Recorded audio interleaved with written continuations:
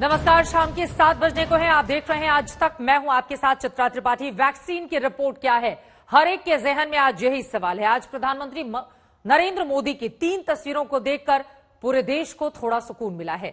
प्रधानमंत्री नरेंद्र मोदी ने देश में तैयार हो रही कोरोना वैक्सीन का लेटेस्ट अपडेट लिया, वो भी दिल्ली में बैठकर नहीं बल्कि खुद वैक्सीन सेंटर में विजिट करके। आज प्रधानमंत्री अहमदाबाद, पुणे और हैदराबाद के वैक्सीन सेंटर पर गए, जहां पर 3 कंपनियां वैक्सीन के फाइनल राउंड के बिल्कुल करीब हैं। 4 दिन पहले प्रधानमंत्री ने कोरोना वैक्सीन को लेकर बड़ी बात कही थी और आज वैक्सीन सेंटर में जाकर करंट सिचुएशन को सीधे वैज्ञानिकों से समझा, उन लोगों से बात की जो वैक्सीन के काम में दिन रात जुटे हुए हैं। मोदी के दौरे से आज वैक्सीन पर क्या बड़ी बातें सामने आई हैं, पहले उसको बताती हुई एक रिपोर्ट देखिए। इसके बाद इस मुद्दे पर एक्सपर्ट डॉक्टर से भी लाइव चर्चा करेंगे, जिससे आपको वैक्सीन की प्रामाणिक और विश्वसनीय जानकारी मिलेगी। यह रिपोर्ट देखिए।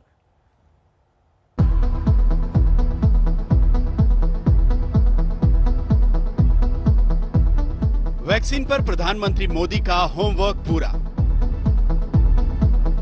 वैक्सीन सेंटर से प्रधानमंत्री मोदी की फुल रिपोर्ट। वैक्सीन सेंटर से प्रधानमंत्री मोदी की फुल रिपोर्ट। वैक्सीन कब आएगी, पहले किसे मिलेगी, समझिए। प्रधानमंत्री तैयार, खत्म होगा वैक्सीन का इंतजार। आज प्रधानमंत्री नरेंद्र मोदी ने कोरोना वैक्सीन को लेकर बहुत सारे सवालों की स्थिति साफ कर दी।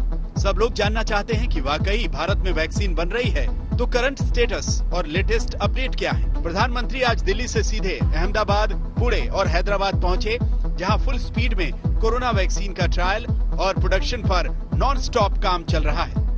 वैक्सीन को लेकर भारत के पास जैसा अनुभव है वो दुनिया के बड़े बड़े देशों को भी नहीं है। हमारे लिए जितनी जरूरी है स्पीड है, उतनी ही जरूरी है सेफ्टी भी है।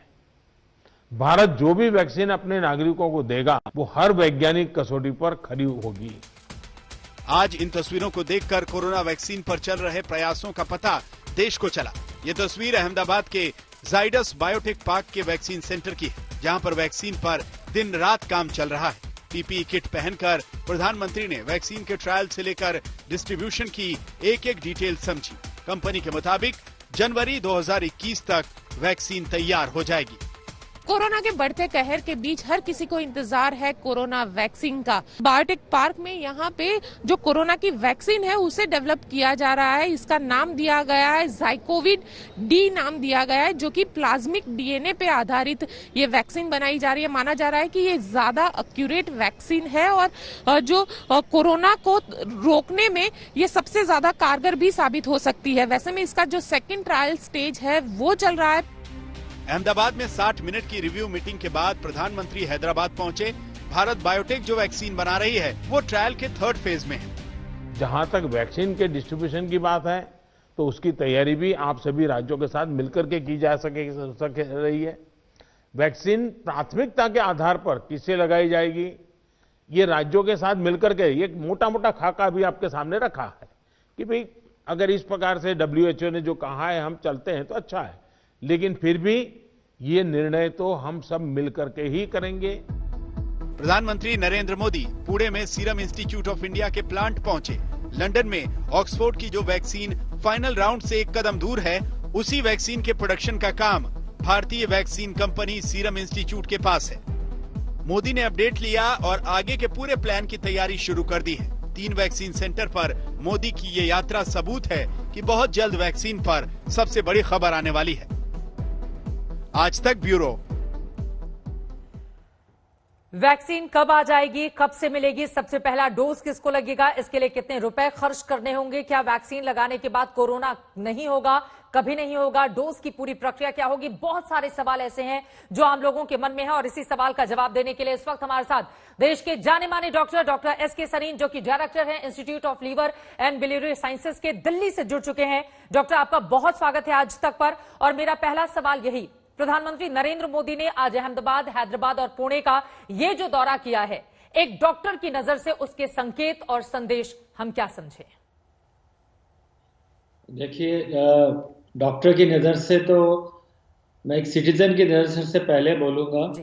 प्राइम मिनिस्टर जब इसरो से स्पेस लॉन्च हुए थे, स्पेस क्राफ्ट, तब भी पहुंचे थे, और बॉर्डर पे जहाँ पे वॉर, लड़ाई, बंदूकें चलती हैं, वहां पर भी पहुंचे थे. It doesn't mean that he actually is fighting with a gun, और he is one of the scientist जो कि इसरो से स्पेस क्राफ्ट उड़ाएंगे. सिमिलरली यहाँ जाने से उनका सिर्फ दोनों जगह से मकसद था कि हाँ, वो सिर्फ टेक्निकल स्किल्स नहीं देखने जा रहे थे, कैपेबिलिटीज, उनकी जो ड्राइव है लोगों की, और उसके अंदर जो श्रद्धा है काम में, उसमें क्या योगदान दे सकते हैं एज ए लीडर जो शुरू से फ्रंट लाइन से उसको ले जा सके. वही उन्होंने आज दोबारा से किया. भारत बायोटेक या सीरम इंस्टीट्यूट या जाइडस में जाकर के उन्होंने जो एक तरह से ये दिखाया है कि हाँ, आप लोग करिए, मैं साथ हूँ, अगर आपको 2 चीज़ चाहिए मैं 10 देने के लिए तैयार हूँ. मेरे ख्याल से एक बहुत अच्छा ऐतिहासिक कदम है, और बहुत कम कंट्रीज के अंदर लीडरशिप ने ये इनिशिएटिव लिया है, जिससे कि कंट्री को, लोगों को, और ऑफ कोर्स जो वर्कर्स वहाँ काम कर रहे हैं, साइंटिस्ट, उनको सबको बहुत भरोसा हो गया है. I think it's a very very very positive from a citizen's point of view. बिल्कुल. From a doctor's point of view I would certainly say कि जो उनके साथ एडवाइजर्स हैं, जो उनके साथ बाकी लोग गए हैं, या जो उनकी प्रॉब्लम्स की क्वालिटी एश्योरेंस की जो प्रॉब्लम्स है, मेरे ख्याल से उनके साथ जो इतने अच्छे एडवाइजर्स होंगे, उन सब ने उसमें बहुत मदद की. और हम सब ने देखा कैसे वैज्ञानिकों की हौसला अफजाई करते हुए भी प्रधानमंत्री नरेंद्र मोदी नजर आए. जाहिर तौर पर कोरोना के इस काल में वैज्ञानिकों ने, डॉक्टर्स ने या फिर पूरे मेडिकल स्टाफ ने जिस तरह का काम किया है, उसकी जितनी तारीफ की जाए उतना कम है. और यकीनन मौजूदा दौर की संजीवनी बूटी को ढूंढने में, खोजने में लगातार डॉक्टर्स की एक बड़ी टीम, वैज्ञानिकों की टीम लगी हुई है. अब मेरा अगला सवाल डॉक्टर सरीना आपसे ये है, वैक्सीन को लेकर आम लोगों के मन में बहुत सारे सवाल हैं. वैक्सीन कब तक आएगी, पहला सवाल. वैक्सीन के कितने डोज लगेंगे और हमारी जेब से कितने पैसे खर्च होंगे, इस सवाल का जवाब आप कैसे देंगे? पहले मैं बताना चाहूंगा कि वैक्सीन और दवाई में क्या अंतर है. जी. वैक्सीन जो है प्रिवेंशन के लिए है, कि भाई मुझे जैसे पोलियो ना हो, या मुझे टीबी या मुझे हेपेटाइटिस ना हो, तो मैं पहले वैक्सीन ले लूंगा, तो मुझे हेपेटाइटिस नहीं होगा या पोलियो नहीं होगा. और ड्रग्स जो हैं, जो ट्रीटमेंट हैं, वो सारे टीबी हो जाए या हेपेटाइटिस हो जाए या और कोई हो, तो उसका ट्रीटमेंट देने के लिए होती है. नॉर्मली इमरजेंसी अप्रूवल्स जो दिए जाते हैं वो ड्रग्स के होते हैं. भाई ये बीमारी बहुत तेजी से है, इस बीमारी के अंदर ला इलाज है, मरीज मर जाएगा, तो इमरजेंसी अप्रूवल जो है जनरली, अब जैसे कोविड के मरीजों का ही था, तो रेमडेसिविर की दवाई की उन्होंने जल्द ही एक इमरजेंसी अप्रूवल दिया. या प्लाज्मा थेरेपी थी, तो एफडीए ने अप्रूवल दिया, गवर्नमेंट ऑफ इंडिया ने भी अप्रूवल दिया, और दिल्ली में एक प्लाज्मा बैंक शुरू हुआ. बिल्कुल. पर वैक्सीन के मामले में ये बहुत जरूरी है कि ये प्रिवेंटिव है, लोगों में कोरोना ना हो उसको बचाने के लिए. तो safety is our primary concern, कि जिस आदमी को वैक्सीन मिले, और लाखों करोड़ों को वैक्सीन देने की बात हो रही है. बिल्कुल. और इसलिए मेरे विचार में सबसे इंपॉर्टेंट है सेफ्टी एज ए पैरामीटर. तो बहुत से लोग ये सोचेंगे कि हाँ भाई हम लगवा लें, पर जैसे कई ट्रायल्स के अंदर मरीजों को रोकना पड़ा. एक ट्रायल जो ऑक्सफोर्ड ट्रायल है, उसके अंदर किसी मरीज को बहुत साइड इफेक्ट हुए, उसने क्लेम भी कर दिया कि भाई मेरे को 5 करोड़ का क्लेम दिया जाए. सही है गलत नहीं मालूम. इसी तरह से फाइजर का, इसी तरह से मॉडर्ना का, सारी वैक्सीन में थोड़े थोड़े हिकअप्स हैं, और ये शुरू में होंगे, और एक तरह से जरूरी हैं, क्योंकि आप हेल्दी अनअफेक्टेड, जिनको इन्फेक्शन नहीं, उनको आप वैक्सीन दे रहे हैं. तो सेफ्टी शुड बी, और इसके जितने पैमाने हैं, और मैंने अभी ब्रीफली आपकी न्यूज़ अनाउंसमेंट में सुना कि प्राइम मिनिस्टर ने कहा जितने भी इसके जो पैमाने हैं वो सारे सेफ्टी के किए जाएंगे. तो मैं इस बात से बहुत खुश हूँ. Safety is our first. पर मीडिया से, लोगों से बार बार कि कितनी जल्दी आएगी, मेरी सलाह है कि जल्दी ना करें. मेरी सलाह है कि हमें इसमें कोई रेस नहीं जीतनी है, हमें इसमें एक श्योर, सर्टेन, इफेक्टिव वैक्सीन लेनी है. कई बार ऐसा होता है जल्दबाजी में आप बहुत सारी वैक्सीन बना लेते हैं, पर वो सेफ नहीं होती, तो शेल्फ पे पड़ी रह जाएगी. बिल्कुल. इसलिए सारे पैमाने हमें, अब जैसे मैं आपको बताऊं, फाइजर की ट्रायल है, उसकी 10 दिसंबर को अमेरिका में पूरा एफडीए रिव्यू करेगा इमरजेंसी अप्रूवल के लिए. मॉडर्ना का 17 को करेगा. इन लोगों ने 20 मिलियन डोसेजेस बना ली हैं कि दिसंबर तक अमेरिका में 20 मिलियन लोगों को ये वैक्सीन लग सकती है। बिल्कुल। इनकी वैक्सीन फाइजर और मॉडर्ना फेज 3 के अंदर बहुत इफेक्टिव पाई गई है। तो पर ये वेरी एक्सपेंसिव। जो आपने एक और सवाल किया कि भाई ये वैक्सीन फाइजर वाली -70 के अंदर रखनी पड़ेगी, उसके लिए एक बार के अंदर लगभग 1000 लोग से 5000 लोग इकट्ठे करने पड़ेंगे। एक बार खोल दिए तो फ्रिज के अंदर सिर्फ 4-5 दिन रह सकती है। ये सारे, और भारत को मिलेगी तो इतनी महंगी अफोर्ड ही नहीं कर सकते। इसी तरह से मॉडर्ना की वैक्सीन है, उसको भी -20 पे रखना पड़ेगा, तो कोल्ड चेन मेंटेन करना, बाहर से इंपोर्ट करना पॉसिबल नहीं। तो एक बात तो क्लियर है कि हमें हमारे देश में विकसित की हुई सेफ, सस्ती और इफेक्टिव वैक्सीन चाहिए। हमें इसकी जल्दी नहीं करनी चाहिए कि हमें 2 दिन में बनानी है या 10 दिन में लगानी है। हाँ, अच्छी बन जाए तो उसमें कोई बुराई नहीं। बिल्कुल। दूसरी बात जो बहुत इंपॉर्टेंट है वो एफिकेसी की है। एफिकेसी का मतलब है कि आपकी एंटीबॉडी बनी।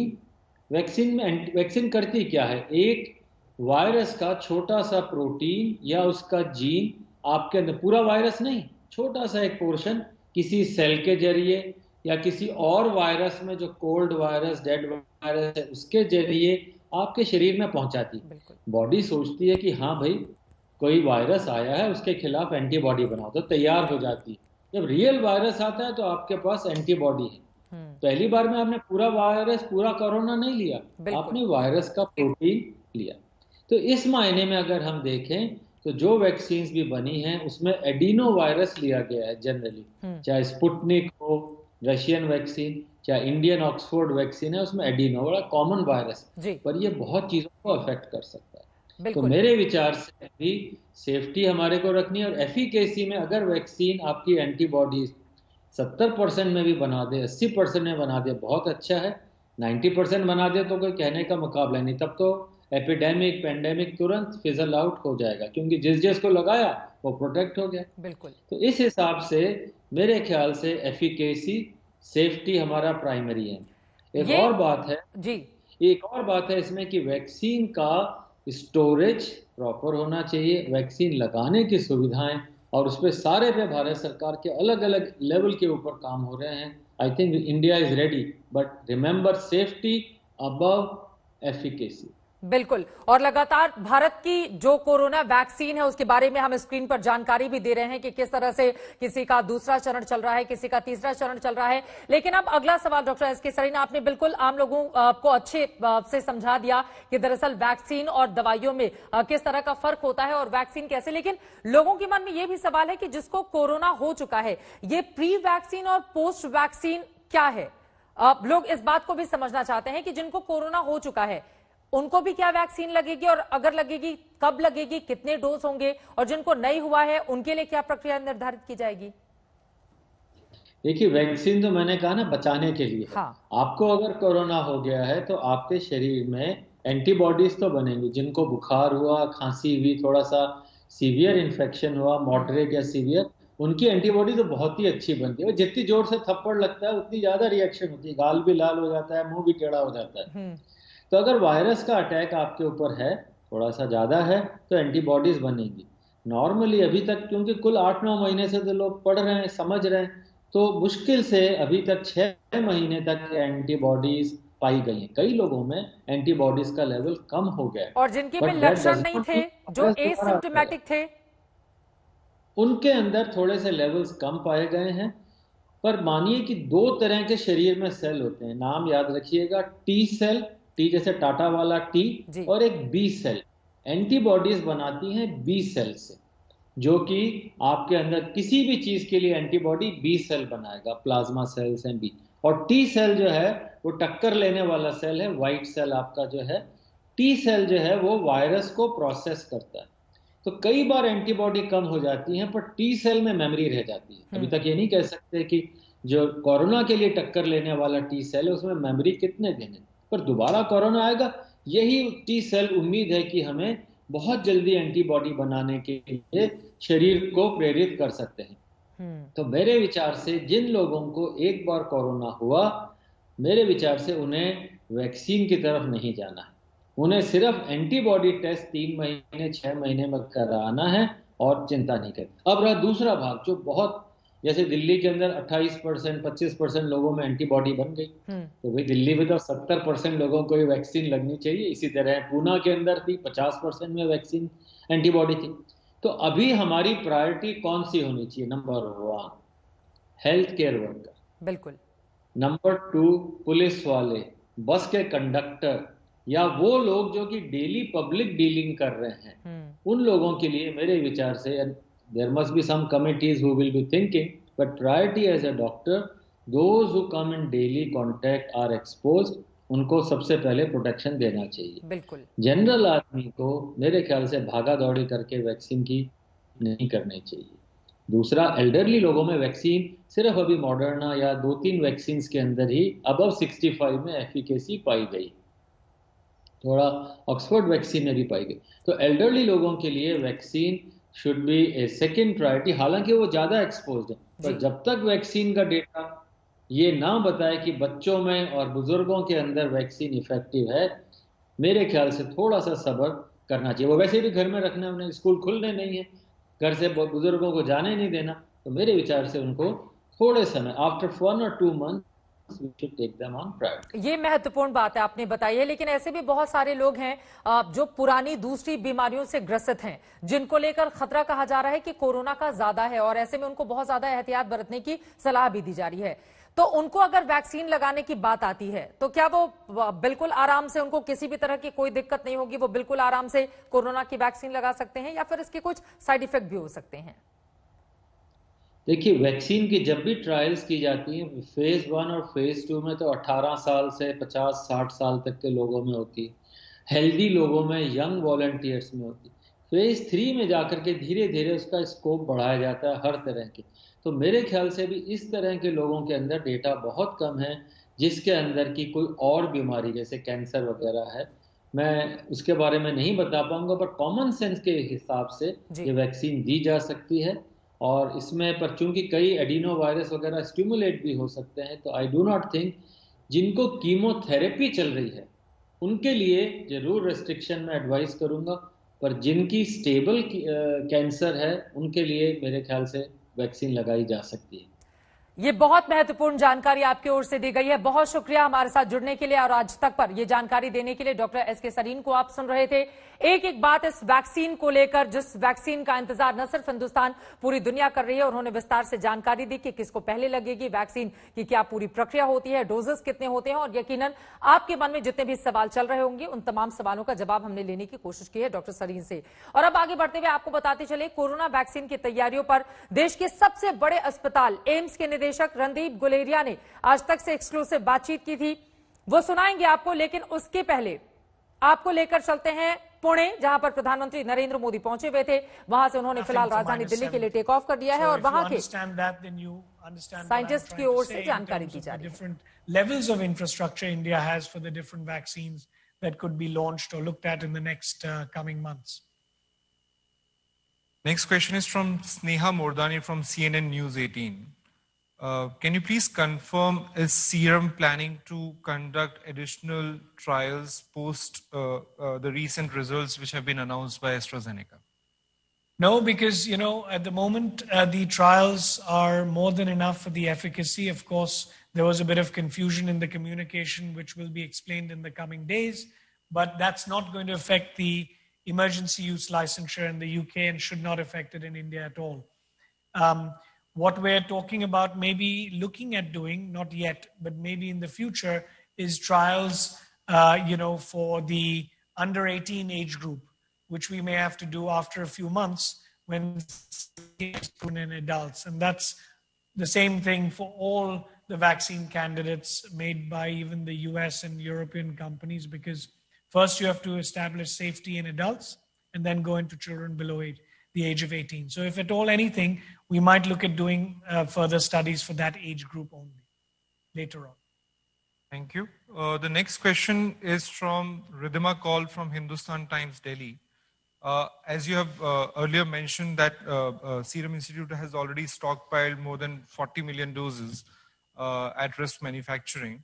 Can you give us the ballpark figure in terms of how many doses have already been made beyond that? So that was a very current and recent figure. I think that's only 10 days old. So as I mentioned, we're producing 50, 60 million doses a month. And after January, February, that will be scaled up to 100 million doses per month. So it'll come out in that level. Thank you. The next question is from Sudipta from Pune Mirror. What is the nature of discussion Serum is currently having with the government? Were there any curiosity about from the Prime Minister, or I think it is a repeat question, but what is the nature of discussion that Serum is having currently with the government at this point of time?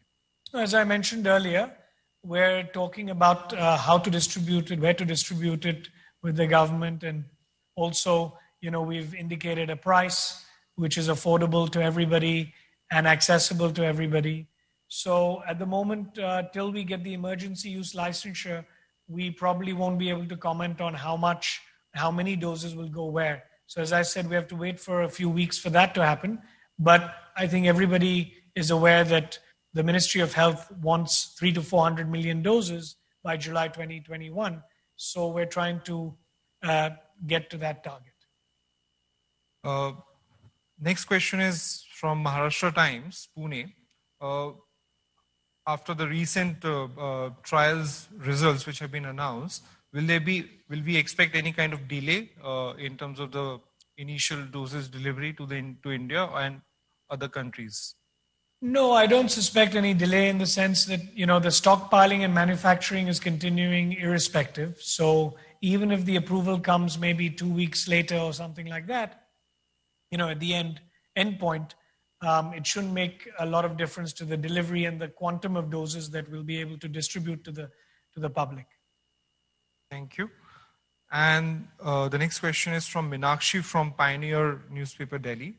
Can you please explain the benefits of the Covishield vaccine? Will it reduce the mortality, and in what ratio? So this vaccine is a very good one because in the trial, not only did we get a good efficacy result, but also reduce the hospitalizations by 60%. So there was 0 hospitalizations for everyone who took this vaccine, which is great news.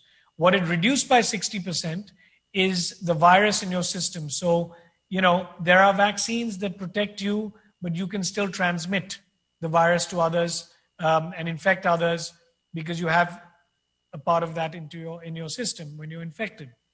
But what we found with Covishield is that in the trials globally is that there were 0 hospitalizations, which means that even if you do get infected, you're not going to have a severe attack. And secondly, even those who got the disease, were not infecting others. So the sterilizing immunity, what we call sterilizing immunity, was about 60% reduction, which is also a very good bonus to have for a vaccine against a disease which is so infective.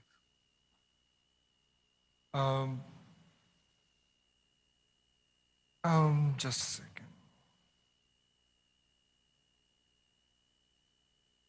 I think that's all we have. Great. That's all we have for today, I guess, in terms of the questions.